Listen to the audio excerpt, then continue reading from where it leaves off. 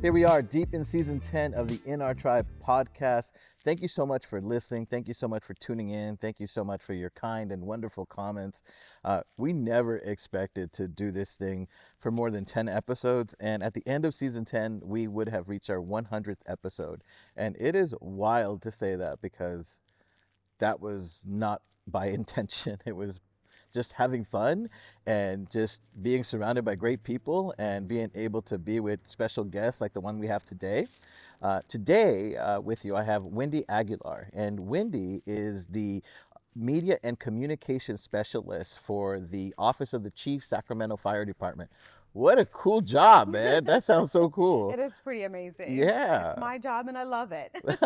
Welcome. Thank you. Thank Right you on. so much for having me. I'm so excited to be here today. Oh, man. Yeah. So we've been wanting to do this for a minute, but things kept getting in the way, Yes. and we were like, "No, this is gonna happen." You know how we start the show? We always start the show with what are people listening Yeah. to? What are they vibing out to these days? I'm all over the place. Like before you walked in, we were like some deep into some '80s reggae. We were Yeah. listening to some Yellow Man and some Billy Boyo and some Ika Mouse. What are you listening to? So on the way over here, I was actually listening to Ricardo Arjona and Gaby Moreno. I don't know if you're Ooh. familiar with both of them, but I love these two artists. Their vocals, they're such creatives and storytellers. They're absolutely powerful storytellers. And of course, they're both from Guatemala. So I Right love on. them. I love listening to their music. But one specific song that I was listening to was Fuiste Tú.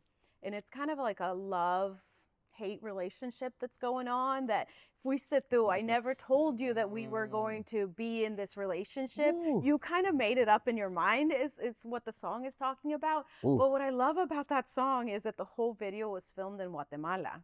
Okay. So every time I listen to this song, because I've watched the video so many times, it just takes me back to my beautiful Guatemala with all the scenery and all the Yeah. natural beauty of Guatemala. So if you get a chance, be sure to watch that video. I will. I Yeah. will. I promise. I'm gonna watch. I'm gonna And probably great watch it tonight. storytellers for both of them. Okay. Yeah. Fuiste tú. Hmm. Okay. It sounds bittersweet. Yes, it is. Mm. Mm. For those of you all who have been in those type of relationships, tune in to Fuiste tú. Been there Mhm. many chapters ago. Woo! So I want to thank you for going through Creciente Cohort 7. Lucky Seven. Lucky Yes. 7. You all were dope. Like Yes. it was so much fun to be in that cohort with you. It was so much fun to not only, um, be with Donnie and leading this thing, but Yeah. quite honestly, you all taught us so much, and that was like really cool. How's life treating you after Creciente? What's still sticking with you? Well, it was a wonderful, first of all, you guys did an amazing job Mm, of bringing us together and the bonding, the storytelling that happens throughout the program. I will always be grateful for that, especially because we really got to know each other. And I'm passionate about storyteller. I mean, I've made a whole career out yeah. of storytelling. So when you get a group of people who have similar backgrounds and the storytelling begins to unfold, oh, sign me up for that any day of the week. Yeah. And so this program had that, and we were able to connect with so many wonderful individuals. And I think that the hardest thing that happens after you finish a program is staying connected. But we've actually managed to do that just Really? fine. So Okay. we've gotten together a few times, maybe not the whole group, but some people here and there. And then we have a big event tonight. We're celebrating one of our members who he and his wife are having their first baby. So we get to come together as a familia and celebrate that. We celebrated another member's birthday. And so I really love the community that we are building together. And it's been such an amazing program because of that. I'm not from the Sacramento area, so any chance that I get to build community here, I'm always up for that. That is so neat to hear. When you think about the programmatic part of it, what are the parts that really stood out to you that you find yourself like, oh yeah, I'm going to use that? Yeah, definitely getting more of us in those important rooms, like board rooms and things like that.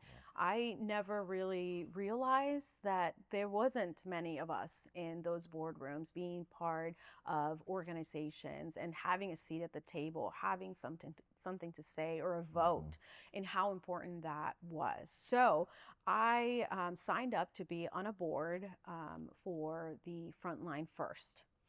and that is a local organization. And what they do is they have classes, they have trauma and things like that that they help first responders and their families. Whoa. So if somebody is going through some kind of trauma, mental health awareness, all of those things, they offer classes, and they're all free for the members and their families. Hmm. So this is a wonderful organization, and they don't have, I'm the first woman to be part of this nonprofit organization, Really? to be on their board. So that's Okay. huge. And I'm That's a what's Latina up. too. That is So what's first up. one there. Yeah. And how important is this? We have firefighters, we have police officers who are Latinos, and Hmm. where is their representation when it comes to this, Yeah. right? We need it just as much, if not more, because Right. as Latinos, I don't know if this happened in your family, but I know in my family it was always like the little boys. No, no, no, no llores. Don't cry because you're a boy. Yeah. Vas a dejar de ser hombrecito si Yeah. estás llorando. Yeah. So it's really important, and I see the power of that. We just had our first big fundraising event, and I was there, and I'm taking notes about all the things that we can do different and how we can include more people. And I Yeah. think that's important. And now with our program, all of us who graduated from cohort 7, that means these are all new board members out there in our community. Yeah. And I think that's pretty amazing. It is. It And is. Creciente prepared us for that. Wow. And Donnie and I always talk about like you all take this places that we could never imagine. Like what you all accomplish is like we're always like, they did what? It Like, is really fun to see all of mhm. us doing different things, It and is we're all cheering for each other too. So that's pretty amazing. that. Yes, that. We don't we need more of it. Yeah. And previous cohorts would talk about like the barrel of the crabs. Yeah. Like, people like make it and they're like, I gotta stay on top. Yeah. And Creciente has a different vibe to it. There's room for all of us at the top. That's right. And That's right. for example, I just recently had a speaking engagement. I was teaching communicators and public information officers how to do social media, how to do Instagram reels. And Nice. several of our members from cohort 7 were there. And it was just so beautiful Mm. to have them there. They brought in their colleagues who work in communications or PR. And the way that they showed up for me and showed support, it was just heartwarming because Mm. that's my familia right there. That's right. So, That's right. yeah. That makes me so happy. Like those words sound generic, but there's a lot of joy Yeah. in hearing what you're saying. Yeah. Last thing I want to talk about Creciente, and then I want to talk about Wendy. Uh, and so when you think about people that might be on the fence about joining Creciente, what would you tell them? The good, the bad, and the ugly. Like, what would you tell them about if you're on the fence about joining Creciente? Here's what I would tell you as a senior fellow. I've been out there recruiting people. In fact, just yesterday I had a lunch and I ran into a few women that I was just like, oh my gosh, have I told you about Creciente? They have nominations. Can I nominate you? Would that be something that you'd be interested in? And if they're on the fence, I usually talk about the fact that this is not just like the leadership by the books and all. It's more than that. It's comunidad, Yeah. it's familia. And Yeah. and for me, that was really important because again, I'm not from the Sacramento area, and I really wanted to build something that was more than just we're all coming together to learn about Mhm. leadership. It's Yeah. way more than that. Way So more. if Way more. somebody is on that fence of thinking, should I do this? Is this the right? Absolutely. I think there is room for everyone, and there's so many opportunities to learn, to grow, to build community, and there's so many layers to the program that there's something there for everyone out Mhm. there. Mhm. Whether you're looking to expand your leadership opportunities, build comunidad, have a new sense of community belonging. Yeah. I think that the belonging part was probably one of the most important parts for me, as well as the storytelling, because one quick example that is just it's just such a Latino thing, this thing here. Yep. So I've had this scar, right? And Mhm. if you're Latino, you know about this That's scar, right. right? Yep. This is a shot. Like vaccines back then left Mhm. us with this mark. And Mhm. so when I was growing up, I grew up in Santa Clarita, right in the heart of Santa Clarita. And Is that the Central Valley? Where's Santa It's Clarita?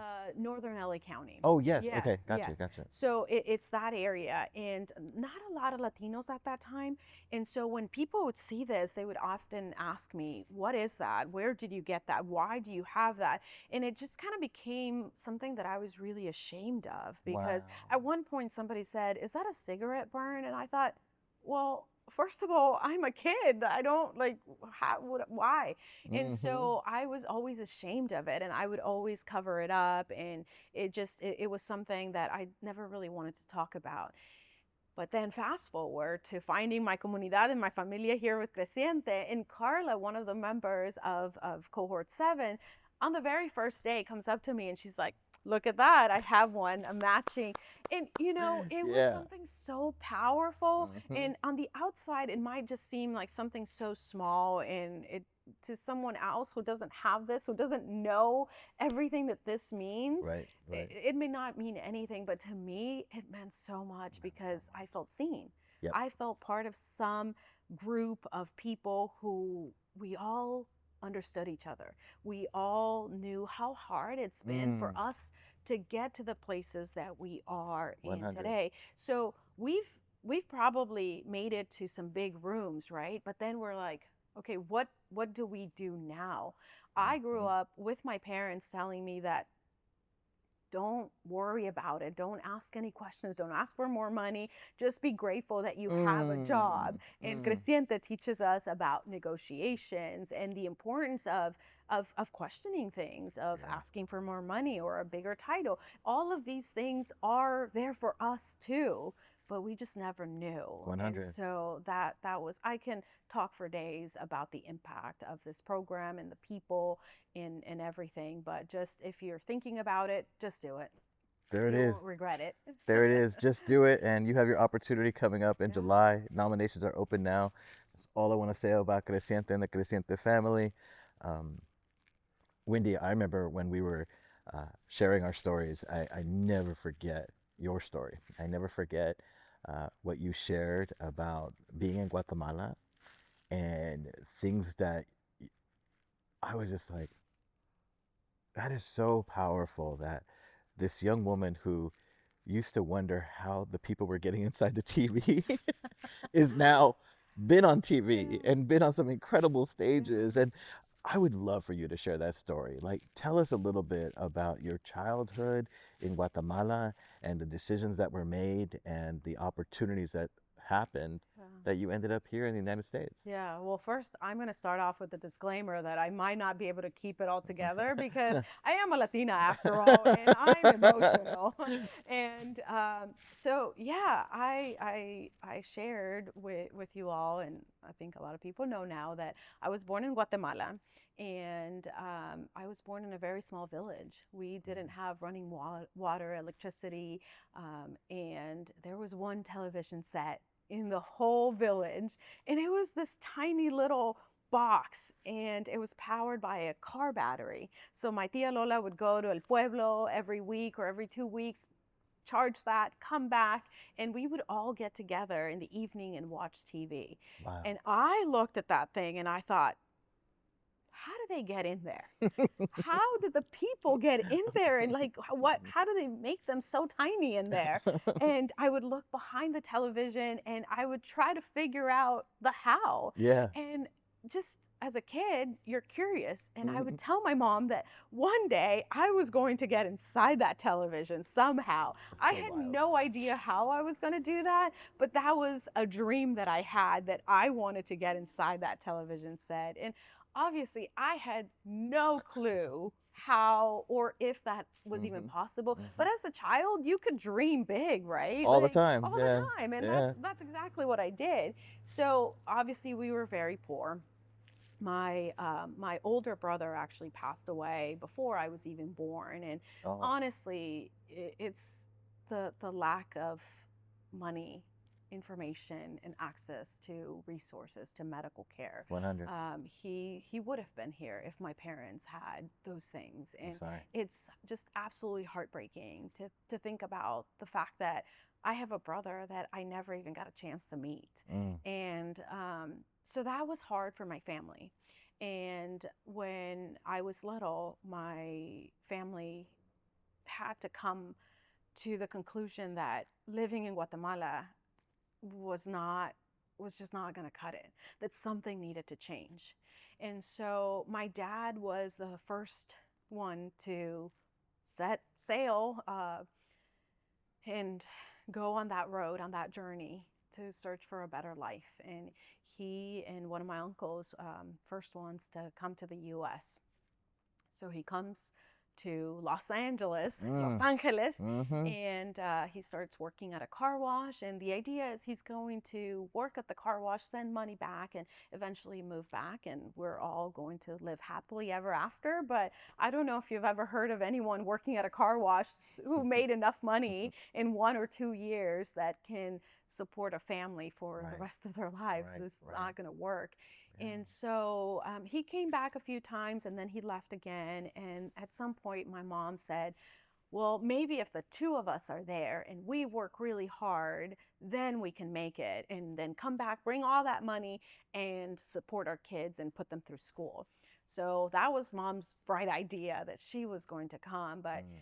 that starts off that chapter of my life that is probably the hardest chapter in my life when my mom left. Mm.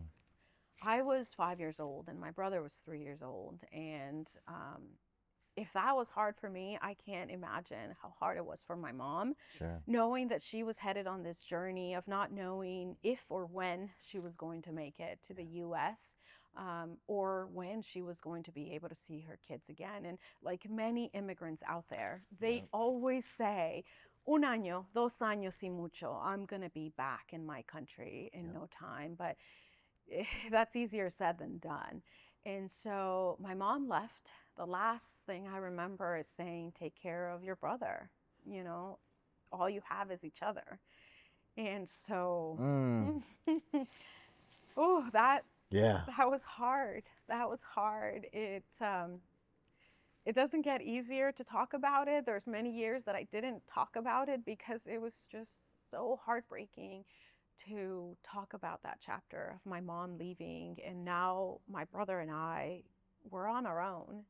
And then that's when we moved to the city of Guatemala. We didn't even know how to eat with silverware, and there's many things that living in the village we didn't know and we had to learn, Mm-hmm. living in a city in Mm-hmm. Guatemala. But we were able to go to school. My aunt, my tia Marina, is the one who took care of us, took us in, on top of her 2 kids. Now she had these other 2 kids that she was taking care of. And so I'll never stop thanking her for taking us in and Yeah. treating us like her own kids, Mm. and raising us in a way and teaching us so many things. So that having her there was really what helped us out. And it was heartbreaking because there were so many birthdays, so many holidays that we spent apart with my parents, and How many years? altogether almost 5 years. Yeah. And when you're that young, 5 years might as well be 20. Exactly. Yeah. And when Yeah. you're that young, you're a little kid, you don't understand Mm. that they're Mm. trying to do the best that they can. Yes. Yes. And back then, we didn't have FaceTime or phone calls the way that we do now. Yeah. A phone call, long distance, for somebody working at a car wash cleaning Mm-hmm. houses was a lot of money. Yep. And money that they would decide, do we want to send that back to them or do we want to use it in a phone call? Right. So it didn't happen often. It was like Wow. one call every few weeks, Yeah. that kind of a thing. And unfortunately, now I think about the things I may have said, the things that I wish I could change of, you're not coming back. You forgot about us. You don't love us anymore. And while that's absolutely heartbreaking, as a kid, I just miss my parents. I wanted them to be there Yeah. every Yeah. Mother's Day, every Father's Day. You did a craft, and all the other kids were giving it to their parents, and there I was Mm-hmm. looking around, and I didn't have my parents. So I regret that so much. But at the end of the day, I know that I was just a kid who missed her parents. Mm-hmm. When we were reunited for the first time after not seeing them for so long, I hardly even recognize them. You know, people are like, "Oh, tus papás, there they are. Go Oh, run to wow. them." And I was just like, okay, sure." You know, Uh-huh. like they seemed, um, it, we hadn't seen them, Wow. and so that was tough. Yeah.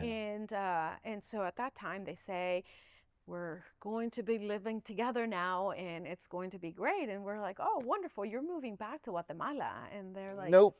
no, we're moving you to the States. We're That's, going to the ooh. US. And we're like, well, we don't want to go there because we don't speak English. Mhm. Our grandma and grandpa are here, our cousins, our family, our food, like everything that we love is here Yeah. besides you guys. Yep. And there's one key element that happened there: Disneyland. Oh, the moment they mentioned that they were taking us to Disneyland, I mean, what kid doesn't want to go to Mhm. Disneyland? And we're like, okay, yeah, let's go. So I always think about that moment and how that um, the happiest place on earth kind of a thing, of how they brought us here with that thought that we Yeah. were going to Disneyland. And they actually made it happen. My mom cleaned houses and she did babysitting for other families, and my dad washed cars, and still they kept their promise. They took us to Disneyland right away. And it's something that I'll never forget, of that memory of like, oh my gosh, I finally live with my parents. I get to see Mickey Mouse and this is going to be amazing. Yeah. And they really had this dream and this idea that maybe what we do is we bring our kids here. We put them in school here, Mm. and then they could do so much more Yeah. here. And so that was the idea. And so, I went to school, which was really hard because I have a different accent because soy guatemalteca, and most of the kids who were in my ESL class, they were from Mexico, and Yep. so different accent. Yep. So they would often make fun of the way that you speak funny, you say this funny, and I was Mhm. just like, I didn't know any, like, I Yep. don't know how to say it any other way. This is Yep. the way that I've always done. And then learning the new language, right? I mispronounce things, and the kids would make fun of me, and of course that would make me self-conscious. And Mhm. I sat in the back of the classroom. I never wanted to be called on because I was going to get red, I was going to get nervous.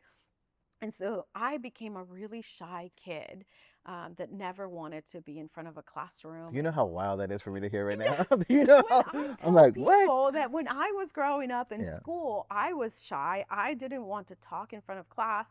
I didn't even want to raise my hand for anything. And God forbid there was any kind of project where I had to stand in front of the classroom, I was going to have a heart attack. Wow. But I think that at some point after I finished high school, I went back to thinking about the dreams that I had when I was growing up, and Yeah. that little girl who thought that anything was possible. And I remember that, I had told my mom that one day I was going to be on TV, that one day she was going to see me in la televisión. And so I went digging deep into what I really wanted to do, and that was it. I wanted to be a storyteller. I wanted to be a television reporter.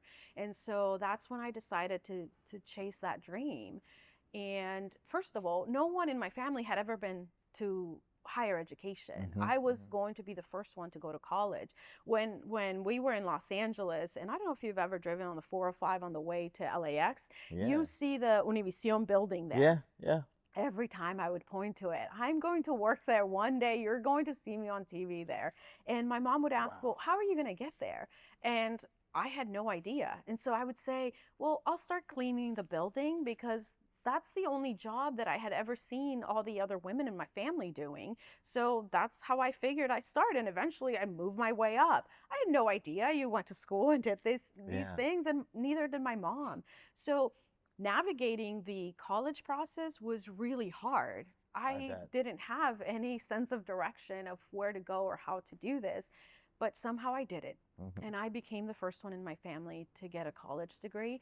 And within a month that I graduated college, I had 3 job offers. And everybody Wow. told me when I was in school that it takes a long time, and it does. It takes anywhere from 6 months to a year, and sometimes that may never happen, that Even you more get a now. chance, Yeah. and even more now. Yeah. And so I got that first shot to become a television reporter, and I moved to Arizona and I worked for a CBS station there. Wow. I was an anchor, reporter, and producer, and it was wild. Yeah. It was absolutely wild. There was days that I would go home after I've anchored a newscast, and I'm a writer, so I'd write in my journal, and I couldn't believe the things that I was able to do. And I would think about little Wendy, Hmm. watching that small television back then, that she's in that television now, and Wow. she's making her wildest dreams a reality. And that's what I love about this country. We came here with nothing. And even though my parents didn't go to school, even though I was the first one that I went to school, you can dream these big dreams and you can make them a reality. Amen to It that. doesn't matter where you start. It Yeah. is hard, Yep. right? Because we don't have the tools. We didn't start where everybody else started, but it's still possible. And I Hmm. think that that's the American dream. That is the dream of every immigrant that set foot here, is that they were going to build something beyond their wildest dreams. And I think that that was it for me, that I wanted to do that and that I was able to do that. Absolutely. Yeah. So Such an all that. inspiration, man. Such Oh, an inspiration. You don't understand. Because I know that there's going to be someone out there listening to yeah. this, and they're going to say, "Man, if Wendy can do it, I can Yeah. do it." Right? 100%. And I love what you said. Like, it's a lot of hard work, Yeah. but it's also that not losing faith. Yep. Right? It's someone once told me the dream is free, Adrian, Yep. but you pay for the hustle with blood, sweat, and Oh, tears. And I yes was to like, that. uh-huh. That's 100% Yep. accurate. And here's the thing too, is that when people saw me on TV and, oh yeah, Wendy's made it, Wendy's lucky. A lot of people like to throw around the lucky part. Mm. There was no luck. Hello. It was a lot of work Yep. that no one saw. All the tears, all the pain, all the sweat is things that people don't see because we don't talk about That's that. right. There were so many sleepless nights. I worked several jobs. I did internships when I was getting through college. There's times that I didn't have any money to eat at school, and one of my girlfriends would say, like, ¿Quieres comer algo? I have $20. We'll buy Wow. some, and Yeah. like all those things, people don't really see that part, the hustle. And Yeah. when you're made it, it's like, oh yeah, you're so lucky. No, it was No. a lot of hard work, Yeah. but it is possible. And so that's what I want people to take away, that if you work hard and you really show up every day and this is your dream, that Yeah. anything Yeah. is really possible. You mentioned your friends who would be like, "Hey, I have $20. Let's get some Yeah. food." Was there any when you think about those years, those college years, those high school to college years, were there any other people that you, looking back, you would say, "Wow, I didn't know it then, but they were mentors, they were Yeah. guides to me." Yeah. So I often think about that because as Latinos, I'm talking specifically about my family, I didn't know anyone who'd ever been to school and had a college degree. Mm. I just didn't know anyone. Hmm. I didn't know that that was really possible. And so having those mentors that you might not know that they are mentors in that time, but there's always the helpers. I look for the helpers every time. There's always people who Yeah. have been put in those places that kind of route you in certain directions, and that Right. includes my high school counselor, Mr. Mercado. He believed in me even when I didn't believe in myself. I didn't even know that I could go to college. I didn't even know if I would have papeles to go to college, if I have, some kind of legal status to be Right. able to go to school. Right. And then he would say, "We'll figure it out. You'll get there. Once you get there, you'll figure it out." And I was like, "Oh, Mr. Mercado, why am I even bothering? I don't know if I can even go to college."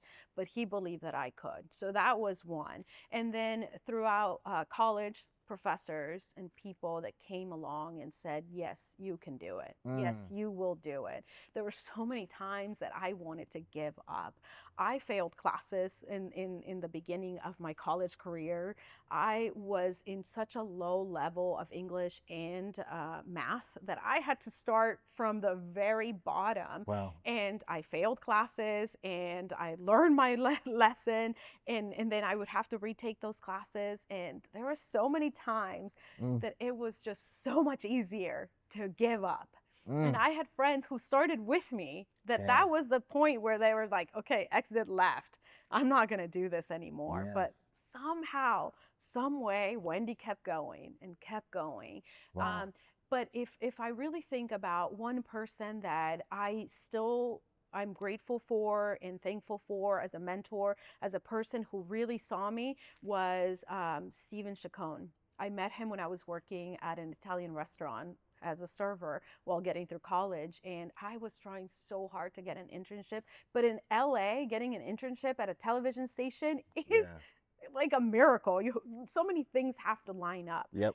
And so he comes in to have dinner at the restaurant where I worked. And That's wild. just like everyone else, I gave him amazing service, good food. And at the end, he's like, "Do you do anything else besides this?" And I was like, "Oh, let me tell you about all the things that I do. I have another job. I go to school full time. I'm looking for an internship. And what do you want to do?" "I want to be a television reporter." "Oh, write this number down. Call this person tomorrow morning. I work at the ABC station here in LA. Holy I've shit. been there for 25 years, and I can tell you, you are the people that we need. There is something in you, and you need What? an internship there." And I was just like, how did this happen? I don't have any connections. I don't know anybody. My family doesn't know anybody. We're not connected. And here comes this guy That who just gave me the just chills. believed in me. Man, How amazing was that? that's the The omens. next day I called at 8 in the morning, and I'm thinking, I don't know if he's already passed it. That woman in HR already knew about me. She knew that I would be contacting her. "Yes, here's the application. Fill this out. We'll Really? try to get you in for an interview." That's how I got my foot in the door. Hmm. And it's just, there's people out there that are willing to help. And I think there's something powerful about sharing stories and being open Absolutely. into the universe too, because for so many years I never wanted to say that I wanted to be on TV, because what happens is that in my head I was like, "Oh, people are going to think that I think of myself a certain way, that I'm pretty and I want to be on TV, or soy vanidosa," things like that. And so I kept it quiet. I never told anyone. Mm, But it's so powerful when you start sharing those stories, yeah. because there's people out there who genuinely do want to help. And I think 100. the universe or God are putting people in these places All the at the time. right time. Yep. Yes. Yes. What do they say when the student is ready, the The teacher teacher will, arrives. yeah, Yeah. Or shows up. or Yeah. shows up. Yes. It's so funny that The Alchemist, right, Mm-hmm. talks about the power of Yeah. manifestation, and within that, paying attention to the omens. Mm-hmm. So that moment with Stephen Chacon, Yeah. that was the omen. Yeah. The omen was like, this door is opening for you right Yeah. now. Your call. Are you going to take it or not? Mm-hmm. And when I read that inside The Alchemist, I was like, that is life right Yeah. there. You can have such a strong will and such a strong power to manifest things Mm-hmm. into your life, but you have to pay attention when the higher power is opening up the doors. Yes. And you walk through it, my friend. That's How many it. people would be scared of that moment? Yeah. Like, Yeah. mm, 100%. So be open to those opportunities, because the universe is always listening, and yes, definitely share what it is that you're trying to do, because yeah, while there might be people out there who are going to criticize you, there's also people who are trying to help you. man. You know what? I don't get the chills often, but woo, that's good right Oh, there. that That is story is good. so Oh my powerful. goodness. I always think of him. I want to show this to my son. He's also a waiter in LA right now, also teaching and trying out for different Yeah. things. And I keep telling him, son, keep willing, keep Yeah. praying, and pay attention to the doors Yeah. opening. And It's right there. it's right there. It's right there. Mm, Oh, so grateful for the helpers who show up yeah. when we needed. For no reason. Hmm. They're not looking for anything. No. They just know that this is the moment to help. Yeah. I want to talk about your current position because it sounds so cool. Media and Communication Specialist for the Office of the Chief. What does that mean? Like, it sounds amazing. So I always say that's my job, and I'm proud of it, because I've actually made that job into my very own role. It was a brand new role when I first started there. So back up a little bit. I left television news after working in Arizona, Texas, and here in California, and decided to go in a different direction, which was communications and PR. Mm, And I started off with a local school district. And while I loved the storytelling that I could do with students, with teachers, and staff who were doing amazing, incredible work, I missed a little bit of the news, and that was the adrenaline of breaking news. And yeah, thankfully, you don't have that in school, because you don't want any of that to happen, like right. breaking news. But in fire, there's always breaking news, there's always Mm, things happening. So, this job, I wasn't even looking for a job at that time. Actually, I was looking to move back to Los Angeles because I was living here in Sacramento, but I just started dating my now husband, and I think he was on to something Yeah. because he realized that I loved storytelling, especially with firefighters and the adrenaline of breaking news. So he saw the job opening and sent it to me. I think you might be interested in this. And I was just like, well, yes, this looks like a job that I might be interested in. Yeah. And so I applied. There was over 75 people who applied for that specific job. Whoa. And I made it all the way to the top and I came in for the interview and I didn't find out about this until afterwards. The fire chief, when I did the final interview with him, when I left, he says he ran to HR and told HR, you need to call this woman right now before we lose her, before she goes Wow. off and gets another job. We Yeah. need her here. So, the combination of my skills of being a reporter and now being in communications was the magic combination that this role needed. Wow. And so, it was like that role was meant for me and me only. And it has been an incredible blessing. And I have been given such a creative license that has helped me blossom and bloom in ways that I never even imagined in this role. Because Mm. for so many years, I was in denial of like my career as a news reporter. I didn't know how to transition, how to be myself again without being a reporter. And I think that that was some kind of identity crisis that I was having. But once I got here and I was able to be creative, to expand our social media reach, to grow our platforms, and to tell powerful and incredible stories of the men and women who work for the Sacramento Fire Department, it was just fire. Mm. And I've really enjoyed my time. Yeah. I originally thought, oh, I'm going to be there for a couple years, maybe 5 years if we're lucky. And now here I am, 6.5 years later. Right I on. have been able to do so much with that role. I've grown so much. I've learned so much about fire and about the creative aspect of how you can grow those social media platforms with creativity, with storytelling, with humor, and then of course with incidents happen and Hmm. alerting the community and things like that. So much so that the Sacramento Fire Department social media channels have become kind of an example for other first responders agencies throughout So the good. country. So it Congrats. has been pretty amazing. Yeah. Oh, that And is so it's cool. such a unique role. And now more and more of those roles exist. And I Hmm. think that more agencies in the past, I don't necessarily think that fire departments needed a PR or communications. Right. Everybody loves firefighters, Right. but honestly, in any industry, there's always a need for communicator, public information, or some type of public information Totally that. or public relations. So, Absolutely. yeah. And the storytellers are alive and well. Ah, there you Here we go. go. Yes. When you think about your life and where it's at right now, you're in a good place, my friend. You're in a really good place. When you think about it, like, what are the three things that you find yourself being just so full of gratitude for? You know, every day I'm grateful. And I have this thing with my husband that every night we have to talk about what we're grateful for before we go to sleep. And Really? we try to mention at least 3 or 4 things that we're grateful for. So I've noticed that living in this sense of gratitude just brings more positive things your way. It Yes. just like the universe again or Yep. God is always listening. Yep. And when you're grateful for the good things that are happening, I think more of those things just start to come your way. So, what I'm grateful for at this moment, and again, I'm an emotional person, so just hang in there because I get really emotional and I'm still trying to wrap my head around this.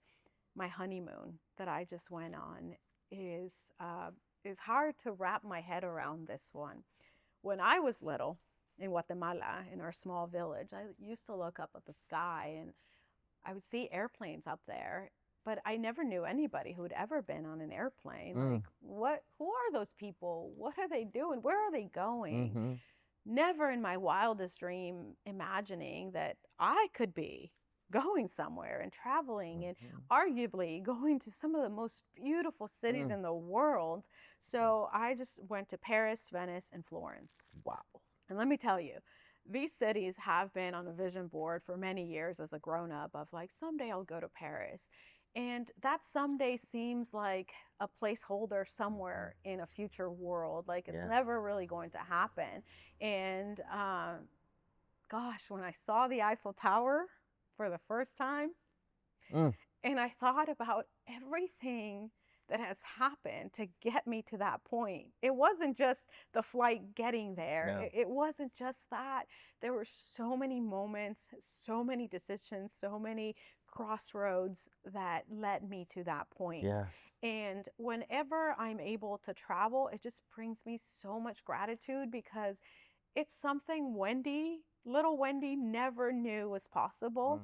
But Mm-hmm. thanks to the sacrifices and the tough choices that my parents had to make, that I had to make, staying in school, coming to this country, all of those things led me to be there, to see the Eiffel Tower with my own eyes. And it was just, I spent a lot of it crying I would too. because I was Yes. just so emotional about it, so Mm-hmm. grateful that I could do these things. Yeah.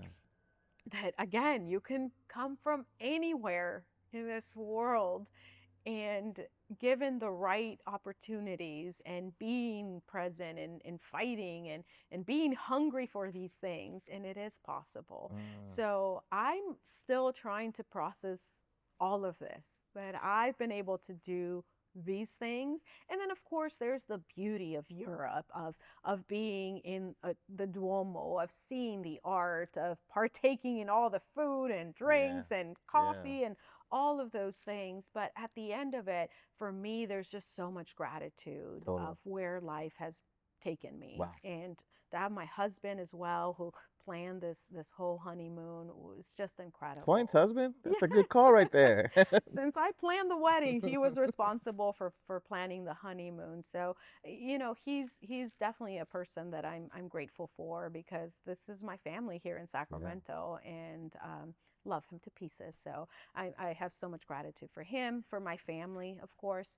And then the other one that I'm grateful for at this time is that in my career, I've had so many opportunities that have opened up because I've been working on this. I've been putting myself out there. I've been telling the universe that I'm doing this or that I'm doing that. And then people just kind of align to that. And Mm-hmm. so I've had a lot of opportunities to do presentations, just like the one that I did back in March here regionally. But next month, I'm going to a state conference where I'll be presenting. And then after that, New Orleans, where I'm presenting at a national That's conference what's up. with people from all over the country. Nice. And there's little me, who was so shy, would never want to be in Yeah. front of a classroom, Yeah. presenting in front of hundreds of people Mm. and telling them about the work that I do here and how I do social media, media relations, and how to produce content and all of that. So I'm absolutely grateful. I'm absolutely grateful. But again, remember that, when we see those highlights, those beautiful top of the mountain moments, there was a lot of climbing that happened all those years that That. people never really saw. So That. there was a lot of points where we're just climbing, climbing, climbing, climbing, and not knowing if you're Yeah. going to make it somewhere. Yeah. A lot of tough nights and long days and tears and sweat, Mm-hmm. but Mm-hmm. it is possible. Wendy, you are a real one. You dropped so many gems on this podcast episode.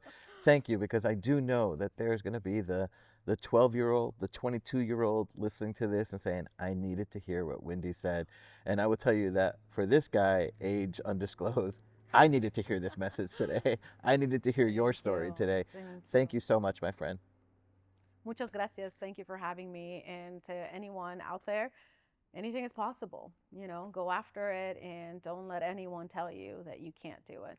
That's it right there. Thank you for tuning in. Play this one back over and over. Take some notes and pay attention to those omens when those doors open up in your life. We'll see you soon on the next episode of the In Our Tribe podcast. Paz. Want to thank our great friends, the Ring Studios, for providing this amazing space and location for the In Our Tribe podcast. They are a true friend, and we are so honored to be in this room with them.